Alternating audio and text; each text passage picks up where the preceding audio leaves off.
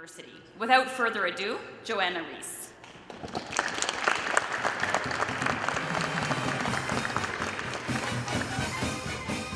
I usually am the person who starts the party, and I feel like I'm the person who's breaking up the party tonight. So I apologize, but hopefully you'll still enjoy your wine and beverages. As I was introduced, I'm the managing partner of a firm called West, and we are a venture studio. We help companies with what we define as the market side of product market fit. And we love companies that are going to be the future of. With Twitter, it was the future of messaging, and we helped them transition to a media company. With Square, it was really the future of, enabling entrepreneurs or solo entrepreneurs to thrive in selling their products and services.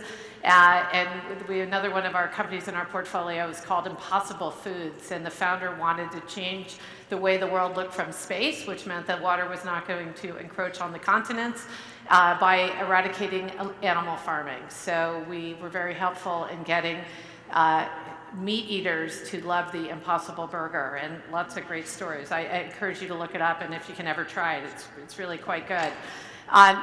Just another couple statements about my firm. The reason we came into being was because companies are really, really good about investing in technology, and most of them actually build the technology or create the technology they set out to. They're really bad at figuring out market. We always talk about the startup death curve, and it means that 80% of companies never make it past a Series B financing. 80%. And if you go back and ask those entrepreneurs why they didn't make it, the number one reason is they said no market need. And if, in fact, 9 out of the top 10 reasons are all market related. It's not that there isn't a market need, they just haven't approached the market the right way. And for us, we're always trying to convince companies that there's a human at the center of every purchase decision, no matter how technical your business is. And if you can really think about how you engage with that person, that humor, and really become much more customer centric, you'll have much more success. And our goal with any company that we engage with and invest in is that they ultimately create customer advocates. And I'm sure you all have products or services you use that you didn't find out from an ad or a Facebook ad or something. You found out because someone else told you about it. And that's what we really try to get to. I'm actually here speaking in my capacity as a global board member for a nonprofit called Endeavor that I've been involved with for 19 years. And Endeavor is coming to Canada, which is super exciting, and that's why I'm really pleased to be telling you about it. I first got introduced to Endeavor when I was a newly minted global leader of tomorrow at the World Economic Forum. This was in 2000. I was one of, I think, 6% of the attendees at that point were female at Davos in general. And there were a couple of women in my cohort, one of them a woman, Helen Greiner, who founded a company called iRobot that went on to IPO and create great success and great products that we use, even vacuums in our homes that don't need anyone to push them around. But another woman in my group was a woman named Linda Rotenberg, and I had founded and was managing a venture capital fund, and I met her, and she said, "Oh, well, I support entrepreneurs too." And I said, "Well, what do you do?" And she said, "Well, I have a nonprofit that does that." So I'm kind of like, nonprofit support entrepreneurs. Okay, I said, "Do you give them money?" She said, "No." "Do you serve on their boards?" "No." I thought, "Well, then what do you do?" And she said, "We mentor them." And I thought, well, why is she here in Davos? It's got to be small. How do you have impact? How do you have scale if you're not providing money and not doing the things I thought you do to support entrepreneurs? So I have to say I didn't get it, but when I often don't get things, I actually go out and try to find the answer. And the answer was I went to an Endeavor selection panel to really try to understand. So at the time, Endeavor had launched in Latin America. So I think we were in 3 countries at that point. And the theory of change was most of the efforts in supporting entrepreneurship in emerging markets in particular were in microfinance. It was really helping people with small businesses, kind of that solo entrepreneur. And while that's important from an economic impact and helping people become economically self-sustainable, it doesn't really have big impact. And Linda's hypothesis was entrepreneurs who want to scale and create large companies don't just exist in Silicon Valley. They're all over the world. They just don't have the infrastructure and support system to be able to do that. And so the idea was, if we're going to go into this new emerging market, in order to really thrive, we need to get the controlling wealth or the most influential business leaders in that market to commit to our model and to support our launch. And that's what we did. And at the time, people said, that's crazy, going to, very large, kind of business leaders who were in multiple sectors of business in Brazil or Argentina, and asking them not only to put up $3 to $5 million to launch us in that market, but to give their time and mentorship and support. But it just took one person to say yes. And then, with the first board, they recruited their friends, and that's how we launch in a market. We target the most influential business people in a community, and they become our local board. The next thing we do is go out and we search for entrepreneurs. And these are not entrepreneurs who are just starting new businesses. Our whole goal is scale up. So I remember one of our early entrepreneurs in Brazil. He was doing a company called Texas, TECSIS, not like the state of Texas, creating wind blades for wind energy. And at the time, he was about $5 million in revenue. Now that company is over $1 billion in revenue. He thought he was a large-scale company. We got him to think bigger and to really think about growth in a different way. So once we find these entrepreneurs, they're put through a very rigorous process to be selected as an Endeavor entrepreneur. And they learn a ton in the process. There's lots of training and screening, but they go through a series of interviews. Usually, they were talking about raising capital before. The interview process to become, or the screening process to become an Endeavor entrepreneur takes anywhere from 3 to 24 months. If they make it to the end, they come to what's called an international selection panel. And that's where people like me come in, and we do the series of interviews with the entrepreneurs, and then we come together as a group to deliberate. And it has to be unanimous to become an Endeavor entrepreneur. So I've been on panels where I've had a Saudi prince, an entrepreneur who's doing a tech startup in Jordan, an industrialist from South America, someone in the mining industry in Chile. I forget who the other person was, and me, and I thought there is no way we will ever come to consensus. But we ultimately do, and we get to that final process where we entrepreneurs become part of Endeavor. It is said that it's easier to get into Harvard Business School than to become an Endeavor entrepreneur, but they still make it through. But once selected, that's really where the magic of Endeavor happens, and this is when we're thinking about ecosystems of scale up. We've created that. So once you become an Endeavor entrepreneur, you have essentially a relationship manager from Endeavor that makes sure you get access to all of the different services we provide. One of them is we have more than 5,000 mentors around the world of senior business leaders. We match those mentors with entrepreneurs, and not just I'm sure many people in this room have mentored people along the way. These are not casual mentorships. When we match people with mentors, we track everything. Everything's put in a Salesforce database. Every conversation that's been made and commitment that's been made, we want to make sure that it gets delivered. So it's a very structured one-to-one mentoring, and we're able to access entrepreneurs from anywhere. I've mentored entrepreneurs in Egypt, in South Africa, in the Philippines. So it doesn't matter where the mentor is located. Through technology and systems now, we can access mentors anywhere. The other support service they get, EY has put over 100 partner-level people. So 100 partners from EY have gone into Endeavor companies for a minimum of 2 months sabbaticals to provide services to help these companies really get their back-end financial house in order so that they can really scale at a global level. Bain has provided about $100 million in pro bono consulting, where they put teams into these companies to help them get, again, their strategy in place so that they can scale. We started a program at Stanford about leading a high-growth enterprise, so it's only open to Endeavor entrepreneurs. Harvard came to us and said, what about us? Why only Stanford? And now we run programs at both Harvard and Stanford that you can only get access to as Endeavor entrepreneurs. And then lastly, we have an investor network of investors who there's no commitment for funding. These are investors who are training entrepreneurs on how to raise capital.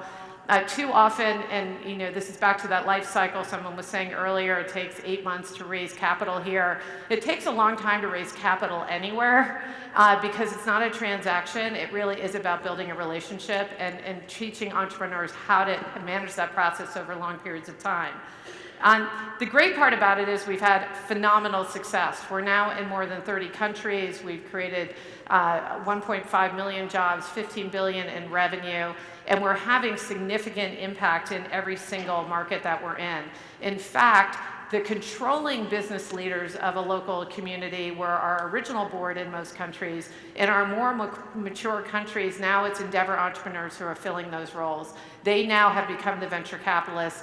They now are the ones are leading the way for us in our more mature markets. The other thing with Endeavor we knew was really important was gathering data. And I've been around this world of impact investing for a while, and people talk about ESG and all these other measures, and nobody's really good at getting the right data and figuring out, I think, which data metrics are important. But we've been gathering a tremendous amount of data from our entrepreneurs, and we created something called these influence maps. And what we go out into a market where Endeavor's been, and we ask entrepreneurs, who was their influence? Who inspired you? Did you work for someone? Who funded you? Who mentored you? And market by market across the globe, it's usually 2 or 3 entrepreneurs that have the biggest bubbles of influence that really kind of change the entire ecosystem.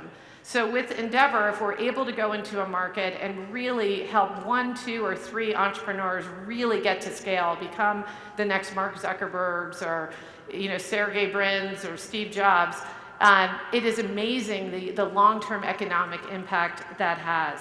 The other thing is we do surveys among our entrepreneurs to ask them about access to healthcare and education and what's changed since the time that Endeavor's been in their community.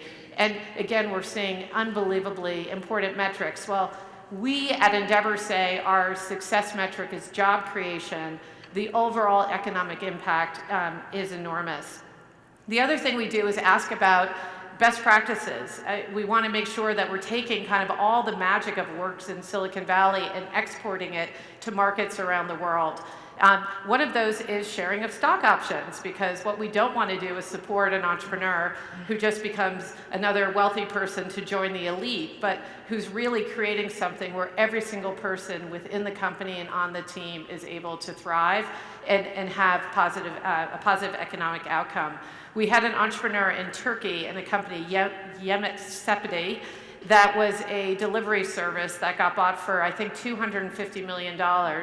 And he wasn't able to issue stock options to his employees because there's no structure in Turkey to be able to do that. At the exit, he took 20% of the proceeds and then shared it back with all of the employees who worked for him. And now that's starting to influence government policy to put new practices in place that allow for equity ownership for people who are not part of the investor group. And we were very deliberate. We did not target, I know there's some people representing government, and we never target governments. We stay in the world of company development in the private sector, but we find over time policy changes because of the work that we've been doing. The other thing that we've, I think, had a massive impact on is how financial structuring is done. When I first got involved with Endeavor back 19 years ago, in markets, companies were getting their first round of financing and 80% of the equity would be given away to the investor. There's no incentive for an entrepreneur to continue to grow a company if they don't own enough of it. And we've been really able to influence that. And if you, again, go back to those mature markets, you're seeing financing structures that really incent the entrepreneur and the teams that are building those companies. One of the things that didn't get mentioned in my bio was I ran for mayor of San Francisco, which is really nothing to do with any reason why I'm here, but I didn't win, and if I had, I wouldn't be here, so I guess we're somewhat fortunate. But when I didn't win, Linda Ruttenberg, the founder of Endeavor, called me and said, "You didn't win," and I said, "Thank you. I know I didn't win, and now you had to rub it in." But she said, "You're good at marketing, and we're having some marketing challenges at Endeavor. Would you come help us out?" And it wasn't, I got to the meeting, there was no one else there, and she said, "We keep thinking about having a fund, And we don't know what to do. And we're a nonprofit, so we're challenged in how we could have a for-profit entity and still be a nonprofit. And you've raised and you've created funds in the past. Could you help us figure it out? And I agreed to do it. So I actually ended up creating a fund called Endeavor Catalyst. And the goal of the fund was to enable Endeavor as a nonprofit to ultimately become economically self-sustainable. As I mentioned, we're in over 30 countries now. We have to raise close to $60 million a year in philanthropy to support the infrastructure of the organization. And yet we have entrepreneurs who are going on and with huge success and having great economic outcomes. And so the question we posed to ourselves was, could we come up with a structure that would allow us to participate in the success of our entrepreneurs, but not turn us into a venture capital fund where we're kind of picking and choosing among our children. So we created a fund, or I created a fund because it took 2 years of my life to do it, called Endeavor Catalyst, that is a rules-based fund. So we only invest in entrepreneurs who are already raising capital. They have to be raising $5 million or more in a single round of financing, and that for us was a level of credibility and success. And we said, if they are able to raise that money from a qualified equity investor, we would take 10% of the round. One of the other structures that we set up in the fund was, we thought, well, if we're going to do this as Endeavor and it's adjunct to us as a nonprofit, how do we offer for-profit gains and not lose our nonprofit status? And then if we're trying to fuel as much money into reinvestment in supporting entrepreneurship, can we do so in a way where we don't have to pay capital gains tax? And so I spent 6 months with different tax advisors and legal scholars, and we actually came up with a for-profit, nonprofit structure. First time it exists in the United States. It's actually, we had to get an approval from the Internal Revenue Service to launch this structure, but we're able to, through a unique funding model, to be able to give investors a for-profit return, and then we're able to do this allocation of profits back to Endeavor, and we pay no capital gains on the money that we get. The first fund we launched, we also flipped the economic model. We only offered 20% of the upside to investors instead of 80 in the traditional venture capital model. That was really, really hard to raise capital. I felt like I had to drag people over the finish line. I ended up raising about $40 million in that first fund until we got smart and decided we should split it 50-50. So 50% of the profits now go to an investor and 50% come back to Endeavor. One of the other things I don't think we realized when we launched, but it's really powerful now for our entrepreneurs to know that they have Endeavor Catalyst as a potential investor in their back pocket. While we're only 10% of the round, it gives them more, I think half the time it's even more confidence to go out in the world and seek that investment, knowing they've got this supportive capital behind them. I will say there is a lot of nuance in rules, even though I said 5 million or more, we take 10% of the round. There's a lot of devils in the details on how financings are done, what qualifies as a qualified equity investor. So we set up an investment review committee. We don't, just to make sure that the rules are followed and we keep adding to the rules. And we're super fortunate that committee has Reid Hoffman, who founded LinkedIn and PayPal and is a partner at Greylock, Bill McGlashan from TPG Growth and the Rise Fund, which is a global fund, Nick Bine from Venrock Capital, Jason Green from Emergence Capital, and myself. And we all make sure that those investments continue to happen. We've made over 100, we've invested in over 100 companies now. We started the fund and I ran for mayor in 2011, got it raised in 2013, so we're 6 years in, but we have over 100 investments in the fund and we've had significant exits. President Obama, in one of his last speeches before he left office, talked about Endeavor, because Endeavor will be, over time, if we can continue to model out our success, will be a global, economically sustainable nonprofit, having to raise no philanthropy because it's the model of, it's creating an ecosystem. I grew up really close to Thomas Edison, and there was a plaque in the factory that we would go to, and it talked about how failure was just somebody not waiting long enough for success. It was right around the corner. And that's how I think about Endeavor, because being an entrepreneur, I saw it before, entrepreneurs raising their hands in the room, it is lonely and it's hard. And I don't care, every time you think that companies happen overnight, it's interesting to be with Reid Hoffman, because LinkedIn almost fell off the face of the earth several times. The early investors got recapped out when new investment came in. It's a really dark, you have dark days. And at Endeavor, we really view ourselves as an organization that can really be there to support those entrepreneurs in those dark days as their trusted resource over the years. And one thing that's also important to note, we don't back companies, we back entrepreneurs. And that's really important, because when people ask me, like, how did that one person become an Endeavor entrepreneur and another not? We back entrepreneurs or individuals who want to be role models, who are really committed to not just creating a great company or something themselves, but to giving back. When we have when we're in those deliberations and you think, how can we ever get to consensus? The consensus is usually reached because we really believe that this is an entrepreneur who's going to really kind of serve our ecosystem over the years. And if their company doesn't work, which, by the way, we have a very low failure rate, and I think it is because we provide so many supportive services. But if they don't make it, they still stay within the Endeavor network, and often they go on and do something great. I think if we backed, and this is an interesting model, if people are thinking about how do you scale entrepreneurial ecosystems to support companies that are going to scale, if we had supported companies, I don't think we'd have had the success that we have. I think the fact that we've supported the entrepreneur, even when they failed, who then went on and did something great, it just continues to power the model. So just in the end, I always I talk about a quote by, actually a speech that was done by Teddy Roosevelt in 1910. He's speaking at the Sorbonne. Many of you might know it, the Citizenship in a Republic, but he's speaking to, this in this storied institution with all these cynics in the room about who's this new America. And it's the speech about the man in the arena. So I always kind of paraphrase a little for the women in the arena, because we have to change the paradigm here. But I'm just going to read a couple of lines from it.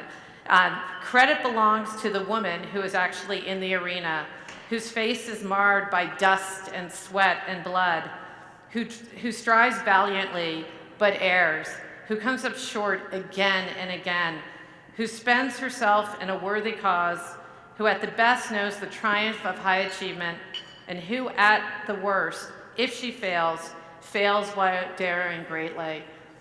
When I think about that talk and the power of entrepreneurship, Teddy Roosevelt said that the only way that America will succeed and any society will succeed if they raise the life of the average man. And I think we live in a world now with lots of problems, with lots of inequality and tensions and climate issues, and the only way that we are going to succeed is if we all come together in the arena and fight the good fight for everyone. So I'm super happy that this conference has been created, that groups of really smart, committed people who are in the arena have come together to share ideas and best practices around how we can solve a lot of these societal issues at scale through innovation and entrepreneurship. So thank you.